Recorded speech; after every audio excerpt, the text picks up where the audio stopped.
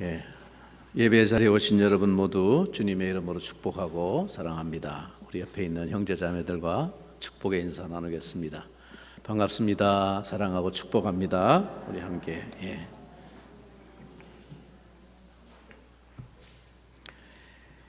오늘 아침 하나님께서 우리에게 주시는 말씀은 사도행전 13장 4절부터 12절까지 말씀입니다.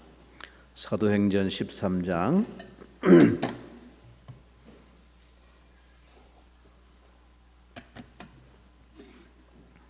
4절부터 12절 주의 말씀을 이 시간 제가 받들어 읽겠습니다. 두 사람이 성령의 보내심을 받아 실루기아에 내려가 거기서 배 타고 구브로에 가서 살라미에 이르러 하나님의 말씀을 유대인의 여러 회당에서 전할세 요한을 수행원으로 두었더라. 온 섬 가운데로 지나서 바보에 이르러 바예수라 하는 유대인 거짓 선지자인 마술사를 만나니 그가 총독 서기오 바울과 함께 있으니 서기오 바울은 지혜 있는 사람이라. 바나바와 사울을 불러 하나님의 말씀을 듣고자 하더라. 이 마술사 엘루마는 이 이름을 번역하면 마술사라. 그들을 대적하여 총독으로 믿지 못하게 힘쓰니 바울이라고 하는 사울이 성령이 충만하여 그를 주목하고 이르되 모든 거짓과 악행이 가득한 자요 마귀의 자식이요 모든 의의 원수요 주의 바른 길을 굽게 하기를 그치지 아니하겠느냐. 보라 이제 주의 손이 내 위에 있으니 네가 맹인이 되어 얼마 동안 해를 보지 못하리라 하니 즉시 안개와 어둠이 그를 덮어 인도할 사람을 두루 구하는지라. 이에 총독이 그렇게 된 것을 보고 믿으며 주의 가르치심을 놀랍게 여기니라. 아멘. 우리는 지난 시간에 성령의 뜻과 지시에 순종함으로 하나님의 협력자가 된 안디옥 교회를 생각해 보았습니다. 우리는 또한 성령의 뜻과 인도를 깨닫고 순종하는 데 있어서 공동체가 얼마나 중요한 역할을 하며 또 그 통로와 기관이 되어야 하는지에 대해서도 생각해 보았습니다. 오늘날 교회는 얼마나 깊숙이 이미 이 개인주의적인 영성과 사고방식에 젖어 있는지 모릅니다. 이것이 바로 초대교회 가운데 고린도 교회가 직면했던 위험이기도 했습니다. 우리가 아는 바와 같이 고린도 교회 성도들은 모두가 다 나름대로 성령의 사람들이었습니다. 소위 영적인 사람들이었습니다. 온갖 은사를 다 받고 성령의 충만을 자랑하던 그런 사람들이었습니다. 말하자면 모두가 다 나름대로 성령과 교통하는 데 한수하는 사람들이었습니다. 그런데 그런 고린도 교회가 보여준 결과는 무엇입니까? 그들은 하나님의 협력자가 되었습니까? 하나님으로부터 칭찬받는 교회의 모습을 보여주었습니까? 아니 그토록 신령하고 영통한 사람들이 무엇이 잘못된 것입니까? 그들은 무엇보다 중요한 하나님의 일하시는 원리와 방법을 몰랐습니다. 그들은 온갖 성령의 은사와 능력을 소유한 사람들이었지만 성령과 동역하는 교회가 될 수 없었습니다. 교회의 신비, 교회의 비밀을 그들은 알지 못했습니다. 여러분, 우리는 더 이상 개인일 수 없는 사람들입니다. 그것이 그리스도의 몸입니다. 한 개인을 향한 하나님의 어떤 부르심이나 어떤 뜻은 결코 그 공동체와 분리되거나 무관할 수 없습니다. 저는 여러분들이 각자 각 개인 한 사람 한 사람이 다 하나님의 뜻을 발견하기 위해서 성령과의 교통에 민감한 영성을 가진 사람들이 되기를 바랍니다. 그러나 동시에 여러분들은 공동체와 함께, 교회와 함께 하나님의 뜻을 묻고 확인하는 일에 훈련되기를 바랍니다. 그것이 아무리 여러분 개인을 향한 하나님의 계획이고 부르심일지라도 우리를 교회로 부르신 주께서는 교회와 무관하게 일하지 않으시는 분이십니다. 우리는 예배 드리기 위해서 모일 때만 공동체가 되는 것이 아닙니다. 한 주간 동안 여러분이 무슨 생각을 하며 무슨 일을 계획하며 어떤 선택과 결정을 하는가 하는 문제가 완전히 교회와는 분리되어 있다면, 그래서 하나님의 뜻이 무엇인가 고민도 혼자 실컷 하고 결정도 혼자서 다 한 후에 교회는 나중에 풍문으로만, 소문으로만 알게 되는 그런 시기라면 그 사람은 성령 공동체의 지체라고 말할 수 없습니다. 지체들과 함께 서로를 열고 성령의 뜻과 인도를 함께 기도하고 확인하고 서로를 위해 중보하고 축복하는 모임, 이것이 그리스도의 몸의 비밀입니다. 이것이 교회의 신비이고 영광이고 축복입니다. 안디옥 교회가 그 모범을 우리에게 보여준 것이죠. 하나님은 안디옥 교회로 하여금 함께 성령의 뜻과 음성을 확인하도록 지시하셨습니다. 그들은 그래서 함께 금식하고 기도하며 성령의 뜻을 확인했습니다. 그리고 기꺼이 그 뜻 앞에 순종했습니다. 오늘 현대식으로 비유하자면 갑자기 담임 목사와 핵심적인 역할을 하던 목사 두 사람이 교회를 떠나는 일입니다. 그것은 그들에게 아픔이었고 변화와 불안을 포함하는 일이었을 것입니다. 그러나 그들은 함께 주의 뜻을 확인했기에 이처럼 한 마음으로 순종할 수 있었습니다. 여러분, 이것이 공동체의 진정한 힘입니다. 성령의 뜻을 한 마음으로 확인한 공동체는 두려울 것이 없습니다. 이제 우리는 이처럼 위대한 순종과 협력을 통해 출발한 이 사역이 어떻게 하나님 나라의 일들을 이루게 되었는지 그 과정을 살피게 될 것입니다. 여러분, 무엇보다 오늘 본문을 보시면 우리는 한 의미 있는 표현을 발견하게 됩니다. 자, 4절 말씀 다시 한번 주목해서 같이 한번 읽어보겠습니다. 4절, 두 사람이 성령의 보내심을 받아 실루기아에 내려가 거기서 배 타고 구브로에 가서, 여러분, 우리가 분명히 본 바대로 이들은 안디옥 교회의 파송을 받았습니다. 이에 금식하며 기도하고 두 사람에게 안수하여 보내니라 라고 앞에 3절에서 말했습니다. 그러니까 안디옥 교회가 이들을 안수하여 보냈습니다. 그런데 오늘 본문은 그 말씀을 이어서 어떻게 표현하고 있습니까? 두 사람이 성령의 보내심을 받아. 이처럼 이 실제적인 역사의 주체는 성령님이심에도 불구하고 성령님은 당신의 계획을 위해서 교회의 동의 없이 개별적인 부르심으로 살짝 바울에게만 어떤 계시를 주셔가지고 어떤 바나바에게만 개인적으로 당신의 뜻을 알려주셔가지고 니들은 빨리 떠나라 이렇게 하시지 않고 교회로 하여금 성령의 음성을 함께 확인하고 그 일에 협력하도록 하셨다는 사실을 우리는 교회의 원리로서 아주 중요하게 명심해야 할 교훈입니다.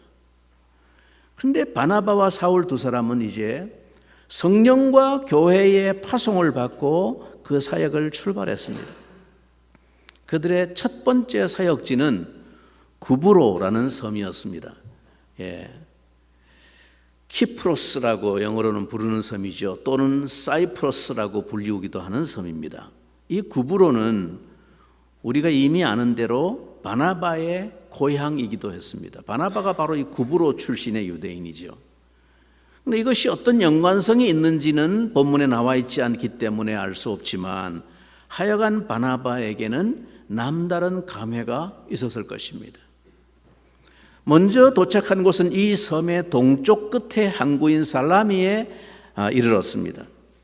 거기서 유대인 회당을 찾아서 복음을 전하는 것으로 그들의 사역은 시작되었습니다. 5절 이하를 한번 보시면 살라미에 이르러 하나님의 말씀을 유대인의 여러 회당에서 전할새 요한을 수행원으로 두었더라. 온 섬 가운데로 지나서 바보에 이르러 바예수라 하는 유대인 거짓 선지자인 마술사를 만나니 그가 총독 서기오 바울과 함께 있으니 서기오 바울은 지혜 있는 사람이라 바나바와 사울을 불러 하나님의 말씀을 듣고자 하더라. 오늘 본문에는 이 구브로 섬에서의 모든 사역을 다 소개하지는 않고 살라미에서 섬을 가로질러서 반대편인 서쪽 항구 도시 바보에서의 사역을 소상히 소개하고 있습니다. 이 바보는 바보들이 사는 도시가 아니고, 우리말로 바보 그러니까 이름도 희한하다. 이 헬라어로는 파포스라고 부르는 도시인데 이 구브로 섬의 서쪽 항구 도시로 이 살라미의 반대편에 위치해 있고 로마 총독의 관저가 있는 이 섬의 행정 수도였습니다. 이 섬은 원래 구브로라는 섬은 비너스 여신에게 봉헌된 섬이었습니다. 이 바보에는 비너스 상이 있었는데 이 바보 사람들이 여기에 신전을 세우고 이 섬을 비너스 여신에게, 그리스 신화에 나오는 아프로디테, 로마에서는 이 이름을 비너스라고 부르죠. 그 여신에게 봉헌을 한 것입니다. 역사 자료에 의하면 로마 제국 영토에서 온갖 더러운 짓을 다 할 수 있는 유일하게 자유로운 지역이 바로 이곳이었다고 합니다. 그래서 이 도시는 당시에 온갖 추잡하고 더러운 문화가 많았는데 그 본거지가 바로 이 파포스입니다. 그런데 바로 여기에 바나바와 바울이 도착했고 한 사건이 벌어집니다. 여기 바예수라 하는 유대인 거짓 선지자와 이 구브로 섬을 통치하고 있는 로마의 총독 서기오 바울이라는 사람이 등장합니다. 총독이 바나바와 사울을 청하여 하나님의 말씀을 듣고자 하는데 이 마술사 바예수가 대적하여 방해를 합니다. 자, 8절 이하의 내용을 계속 주목해 보십시오. 이 마술사 엘루마는 이 이름을 번역하면 마술사라. 그들을 대적하여 총독으로 믿지 못하게 힘쓰니 바울이라고 하는 사울이 성령이 충만하여 그를 주목하고 이르되 모든 거짓과 악행이 가득한 자요 마귀의 자식이요 모든 의의 원수요 주의 바른 길을 굽게 하기를 그치지 아니하겠느냐. 보라, 이제 주의 손이 내 위에 있으니 네가 맹인이 되어 얼마 동안 해를 보지 못하리라 하니 즉시 안개와 어둠이 그를 덮어 인도할 사람을 두루 구하는지라. 근데 재미있는 사실은 오늘 이 장면, 바로 여기서부터 이 첫 번째 선교 사역의 중심이 어느새 바나바보다 바울에게 초점이 맞추어지고 있다는 사실입니다. 이 박수, 무당, 마술사 엘루마와 대결한 사람도 누구였습니까? 바울이었고 앞으로 전개되어지는 사역에 있어서도 거의 바울이 그 중심이 되고 있음을 보게 됩니다. 그래서 성경에 등장하는 기록의 이름의 순서도 여기서부터 바뀌고 있습니다. 여러분, 이들이 처음 파송받을 때 2절 말씀을 보면 어떻게 시작했습니까? 바나바와 사울을 따로 세우라. 바나바가 먼저 등장합니다. 7절에서도 바나바와 사울을 불러라고 했습니다. 그런데 이제 오늘 여기 9절에서 갑자기 주역이 바뀝니다. 바울이라고 하는 사울이 성령이 충만하여 라고 하면서 초점이 바울에게로 옮겨갑니다. 그리고 13절에서도 이제 이후부터 그 선교팀을 언급할 때 이제 바울과 및 동행하는 사람들이라고 소개됩니다. 바울과 그와 동행하는 사람들이 어쩌고 저쩌고 어디를 가고 이렇게 나옵니다. 사울을 택하여 당신의 복음의 그릇으로 부르신 그 하나님의 뜻과 계획이 이제 본격적으로 전개되는 것을 보여줍니다. 이것은 바나바와 사울의 우열을 경쟁하고 서열의 순위를 정하는 데 초점이 있는 말이 아닙니다. 다만 하나님이 우리를 부르신 그 경륜과 작정 가운데 하나님이 맡기신 역할과 사명을 하나님은 반드시 그 뜻과 계획을 이루어 가신다는 사실을 보여주는 것입니다. 바울을 이방을 위한 그릇으로 택하신 그 뜻이 이루어지고 있음을 보여주는 것이죠. 그래서 바울을 통해서 이 사역이 전개되는 것을 강조하고 있는 것이죠. 그런데 바나바는 이 사역의 과정에서 바울이 전면에 나서고 주역이 되는 것에 대해서 한 번도 불만을 제기한 적이 없습니다. 이들은 가장 아름다운 동역자들이었고 복음을 위한 한 팀이었습니다. 여러분, 진정한 하나님의 종들에게는 이런 문제가 관심의 초점이 되지를 않습니다.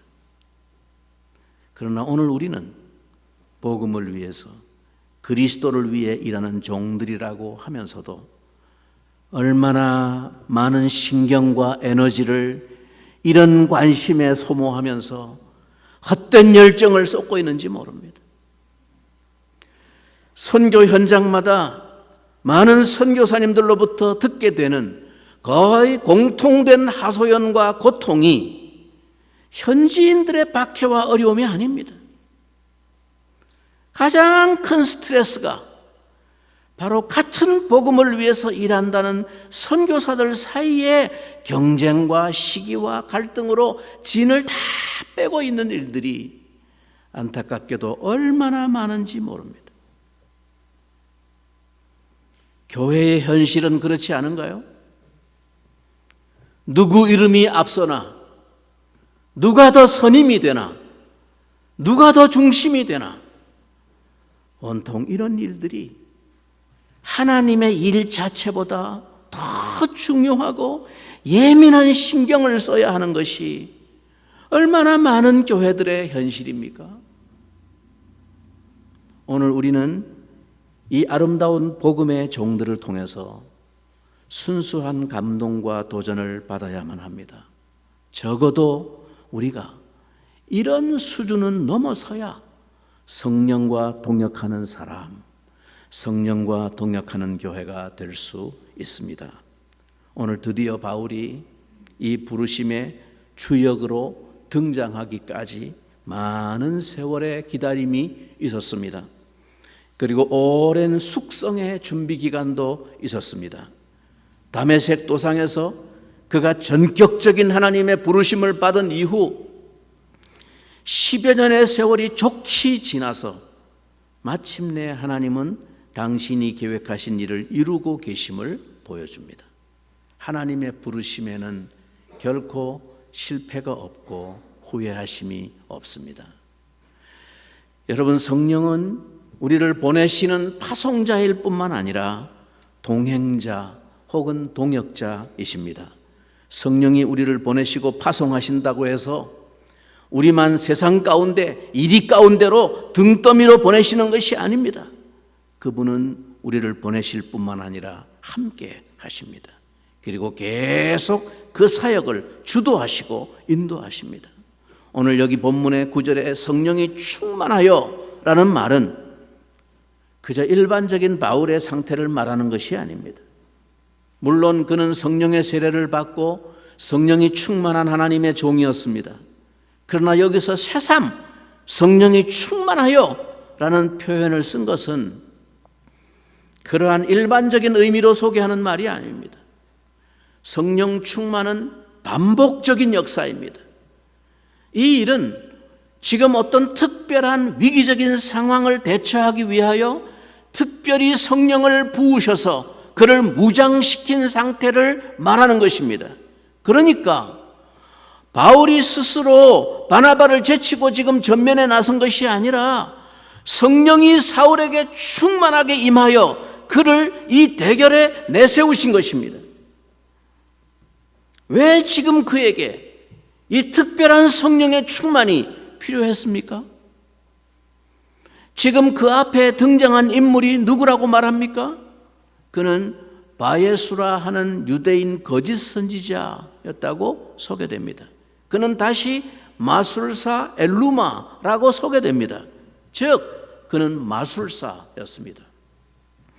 이 헬라어로 마고스라고 하는 이 단어는 고대 세계에 말하자면 마법사, 마술사, 혹은 점성술사, 혹은 박사, 지혜자, 선견자, 심지어 의사, 선생, 박수무당 이런 의미를 가지고 있는 역할을 하던 사람을 말합니다. 어떤 영적인 일을 감당하면서 능력을 행하고 하는 이런 사람을 마고스라고 불렀습니다. 바로 마술사. 그런데 여러분, 이 사람이 왜 문제가 됩니까? 서기오 바울 때문입니다. 서기오 바울은 로마의 총독으로서 본문에 뭐라고 소개됩니까? 지혜 있는 사람이라 라고 소개되고 있습니다. 여기 지혜 있는 사람이라는 원문의 의미는 생각이 깊은 사람을 의미합니다. 정신적으로 집중력을 가지고 사색하고 탐구하는 사람, 즉 그는 인생의 문제에 관한 어떤 진리를 찾기 위해서 나름대로 많은 생각을 하며 갈증을 가지고 있던 사람이었다 하는 것입니다. 그가 이 마술사 마고스를 자기 곁에 가까이 두었던 것도 그런 까닭에서였을 것입니다.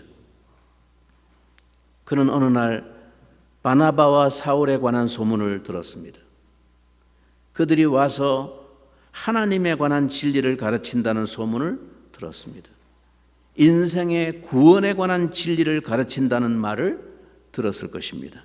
그래서 깊은 관심을 가지고 진리에 대해서, 인생에 대해서, 궁극적인 문제에 대해서 더 깊은 고민과 탐구를 하며 사색을 하던 이 지혜 있는 사람, 그 영적인 관심과 갈증을 가지고 그들을 청하였습니다. 이상하게도 신약 성경에 소개되고 있는 로마 관리들이 대부분 상당히 괜찮은 사람들로 소개되고 있습니다. 특히 백부장들. 영적인 일에 관심을 가지고 진리를 찾는 갈망을 가지고 있습니다. 예수님 당시에도 등장하는 백부장들 보면 다 특이한 사람, 믿음이 있는 사람, 진리를 강구하는 사람, 이런 사람들이 로마의 백부장들로 등장합니다. 어쩌면 이것이 당시 로마 세계에 허물어져 가고 있는 그 내면 세계를 반영해주는 단면인지도 모릅니다. 이들은 현실적으로 세상적으로 모든 것을 소유한 사람들입니다. 물질과 권력과 쾌락을 마음껏 소유하고 즐겼습니다. 그리고 나름대로 로마는 철학과 종교도 가졌습니다. 그러나 그들은 진실로 공허했습니다. 이 공허를 잊어버리기 위해서 이들은 날마다 파티를 즐겼습니다. 취하지 않고는 견딜 수 없는 그 밀려오는 공허를 잊어버리기 위해서 그들은 날마다 쾌락을 즐겼습니다. 그러나 로마의 그 어떤 철학자도, 그리고 그 어떤 쾌락과 향락도 그 마음 깊은 곳에 있는 공허함을 채워주지 못했습니다. 서기오 바울은 지혜로운 사람이었습니다. 생각이 깊은 사람이었습니다. 무언가 그 영혼을 만족시켜줄 진정한 진리를 찾고 있었습니다. 그가 지금 하나님의 구원의 진리를 듣기 위해서 바나바와 사울을 청했습니다. 그런데 여기에 이 유대인 거짓 선지자이며 마술사인 바예수라는 자가 이 일을 방해하고 나타난 것입니다. 이 마술사는 서기오 총독이 다른 진리로 눈을 돌리지 못하도록 방해합니다. 힘을 써서 방해했다고 말합니다. 이것은 자신의 이익과 직결되어 있기 때문입니다. 고상하고 신령한 명분으로 사람을 현혹하고 자신을 영적인 사람으로 포장하고 있지만 결국 세상 사람들의 삶의 관심사는 결국은 돈과 연결되어 있습니다. 여러분, 오늘 21세기 최첨단 과학 문명 시대에 이상하게도 이 포스트 모더니즘의 세계관 속에서 새롭게 발흥하고 있는 현상이 뭔지 압니까? 이 초자연주의에 대한 망령이 오늘날 복음의 대적으로 역사하고 있습니다. 희한하게도 이 21세기에 새롭게 부각되고 발흥하고 있는 현상이 마술, 귀신, 점술, 무슨 사주 카페, 타로점, 최근에는 드디어 서양의 그 더러운 문화가 문화라는 이름으로 할로윈데이 이런 것들이 퍼져가기 시작합니다. 모든 사람들에게 받아들여지기 시작합니다. 아이, 재미로 하는 거지 뭐 이렇게 말하지만 사람들은 거기에 점점 점령되어 가고 있습니다. 여러분, 이성주의, 이 사두개파 사람들이 그 대표적인 사람들이었죠.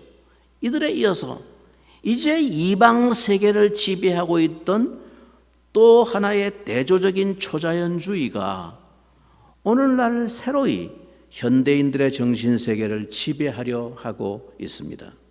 이런 것들이 이 시대의 하나의 새로운 문화라는 미명으로 사람들의 의식과 삶 속에 거부감 없이 친숙하게 스며들고 있습니다. 이것이 하나의 산업이고 비즈니스입니다. 그들은 자신들의 이익을 위해서 사람들의 마음이 복음을 받아들이지 못하게 회방하고 선동합니다. 예수님의 동정녀 탄생과 부활은 말이 안 된다고 부정하면서 무속과 미신과 점술과 신비 환상의 세계는 믿고 추종하는 이 현실이 사람의 이성적 생각이 아닙니다. 그 배후에 사람들의 이성과 정신을 지배하는 영의 대적이 있음을 깨달아야 합니다. 이 거짓 선지자 마술사가 힘을 다해서 방해하자 한 영혼의 구원을 가로막고 방해하는 악한 역사에 대해서 사울은 성령의 충만함 가운데 하나님의 진노를 선언합니다. 이 순간은 매우 중요한 순간입니다.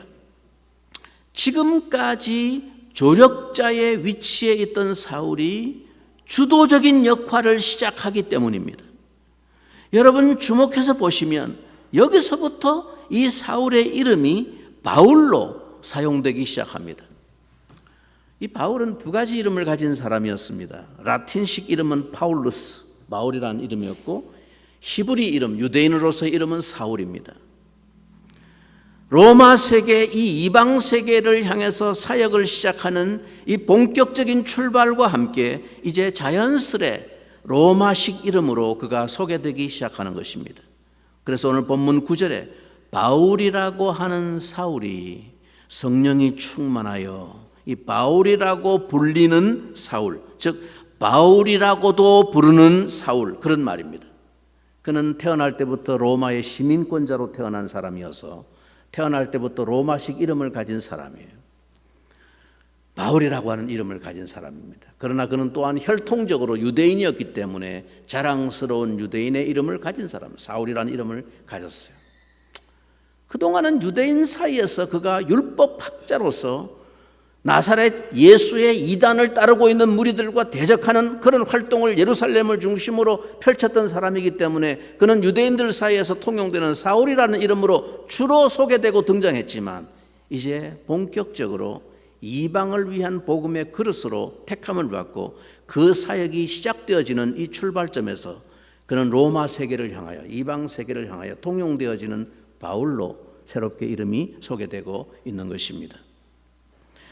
바울은 성령이 충만하여서 거짓으로 영적인 체하고 신비적인 체하고 기적을 일으켜서 사람들을 현혹하며 거짓 예언으로 선지자 노릇하는 그자의 눈을 똑바로 노려봅니다. 그 거짓 선지자 마술사의 눈동자 속에 있는 사탄을 두려움 없이 직시하고 노려보는 것은 성령의 충만함 속에서 역사하는 영적 권세입니다. 바울이 그 입으로 쏟아놓은 저주는 아주 격렬한 분노였습니다. 그런데 이것은 단순히 바울의 입에서 나온 것이 아니었습니다. 성령이 충만하여 그를 똑바로 주목하면서 나온 말이었습니다. 즉 이것은 성령의 음성이었습니다. 성령께서 바울의 입을 통해 불같이 강력하게 역사하신 것입니다. 성령께서 바울로 하여금 어둠의 권세에 사로잡힌 영혼을 보게 하십니다.